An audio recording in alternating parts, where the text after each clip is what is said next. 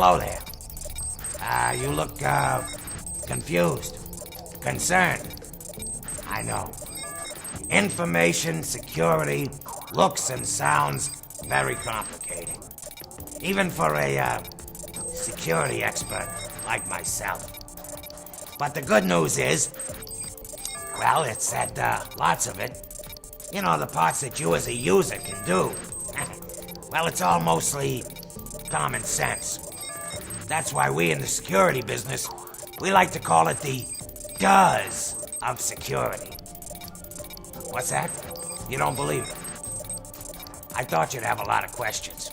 That's why I've invited along some very special friends of mine to help explain to you what I'm talking about. That'll be all.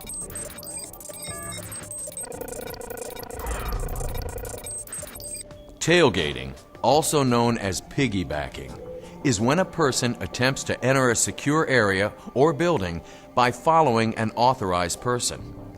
Use of credentials, like swiping an ID badge, should be used to verify that each person is authorized to enter the area. Everyone must verify their access, even your fellow co-worker. Hey, boss, if someone is tailgating you, remind them to use their credentials, typically their ID badge, for access. Hey, tip that camera down here, big guy. Look, you didn't even notice me, just like some people may not notice the tailgater. Tailgating is not always obvious, so pay attention to who's following you. If you need assistance, call security. Remember, letting an unauthorized person into a secured area might mean a guy a lot bigger than me will probably come looking for you. Look, the pain, the pain! Your computer's password is the key that unlocks information and related resources for your use. You are responsible for protecting all accessible information, as well as any actions taken using your computer account. You must protect your password from use by other people. There is an even higher risk concerning mobile devices, like laptops. Never put the password directly on the device where it can easily be found. That's just what a thief wants. Hello, neighbor. It's a beautiful day in my neighborhood. You want to keep your neighborhood beautiful and safe too, don't you? I thought you would. Today's security word is password. Can you say that? Password? I like the way that word sounds. Passwords are like the keys to your house. And you never give your house keys to a stranger, would you? I didn't think you would. So never, ever use easy-to-guess passwords like ABC. We need to know our ABCs, but let's keep them away from our password. A good password is both easy for you to remember, but hard for anyone else to guess. Kind of like a mystery. Don't make it obvious. And remember, change your password regularly, as detailed in security policy. And never, never tell anyone your password, not even IT support staff. Be a good neighbor. Thank you. It's a beautiful day for a new password. Saving sensitive information on your computer or mobile device's hard drive, also known as the local drive, is not a secure practice, because anyone that uses your computer will be able to access the information, and the information is not automatically backed up. It is much safer to save the information to network storage drives, because they are secured and are backed up regularly. However, if you must save sensitive information to your hard drive, it must be encrypted and approved. Now listen to me, this is really important. For all those laptops and those other wimpy mobile devices you guys insist on using. Yeah, you and your Blueberry. These things can be easily lost, stolen or damaged while in transport. And you know what happens then? It makes me so angry just thinking about it. The sensitive information stored on these devices will be compromised or lost completely, terminated. Oh no. It looks like this machine has been terminated. I hope it wasn't one of my friends. Hasta la vista, old body. It's a good habit to lock your computer's desktop every time you leave your computer, no matter how quickly you expect to return. Although your computer may be set up to lock automatically after a specified time, you shouldn't depend on this function. It only takes a few seconds for someone else to use your computer while you're away from your desk, and you'll pay the consequences.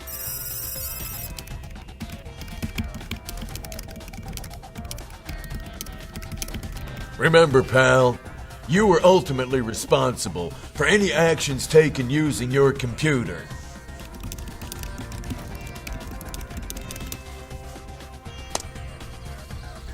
Even if you were not the person doing it.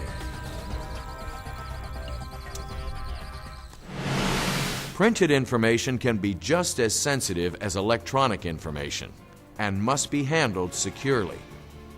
Since the printer may not be in your immediate work area, know which printer you are using and pick up sensitive printouts immediately. If possible, use a printer that requires entering a PIN code. Finally, if the printed version is to be given to someone else, make sure they are authorized to have the information. Well, let me say this about that. When sensitive printed information is no longer needed, dispose of it using approved shredder facilities. Believe me, you don't just throw it in a trash or recycle bin. Boy, I can tell you some horror stories about that.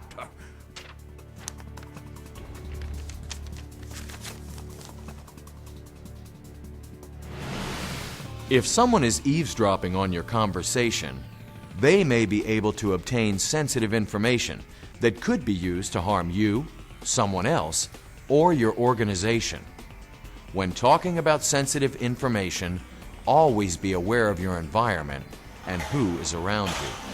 Better yet, Chief, save sensitive conversations for areas that are more secure. If this security cage doesn't work for you, or if you misplace your favorite cone of silence, well then just find a place a bit more secluded. Phishing is very much like eavesdropping, but in electronic form. When you receive an unexpected electronic message, it may be a trick to get you to disclose personal or other sensitive information. Basically, they are casting a hook and hoping you'll take their bait and respond. Many phishing messages and related sites not only attempt to get sensitive information, they may also attempt to install malicious code, like a virus, onto your computer. You know, the best protection is to never open any electronic message you're unsure of, especially if it's from a sender you don't know. If you do open such a message by mistake, and believe me, this could be a really big mistake, do not open attachments or click on the links, for crying out loud. Again, the best defense is to just delete the message. And keep you from entering the liability zone. You know, that guy sure looks familiar. Dangerous attachments can sure do a number on you. Where's Johnny? Although you have been careful to protect information in the office environment, you must also protect information and devices outside of the office.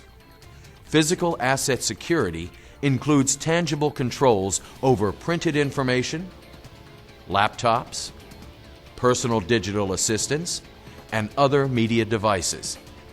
Never leave electronic media where it can be stolen or used without your knowledge. Now, always know where these assets are, and that they are free from theft or damage. When traveling, by the way, always keep these assets securely with you. And, like I said, always know where they are. Ah, there you are. Now, if you must lock these assets up in your car, make sure that they are not placed where someone could see them. You know, I keep asking the missus to have that fixed. It's me again, neighbors. And you know, we really are all in the same security community. For the most part, everything we've told you is just good old common sense. Nothing that's too hard to do. I like easy things. So here is a to-do list for you. Get it? To-do list. I like that. Don't let anyone follow you into an area who has not been verified as approved for the area.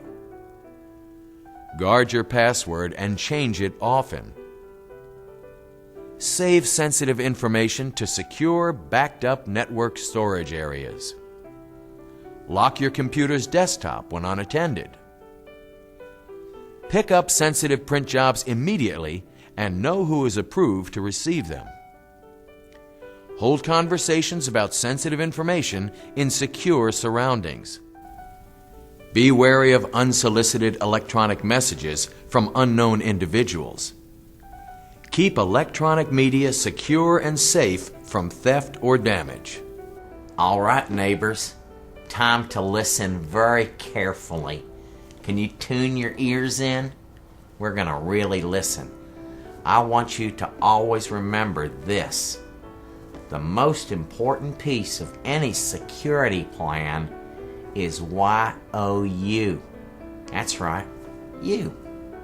Just follow these simple guidelines and encourage your coworkers to do the same. After all, isn't that what good neighbors do? Well, I guess I'll see you in the neighborhood.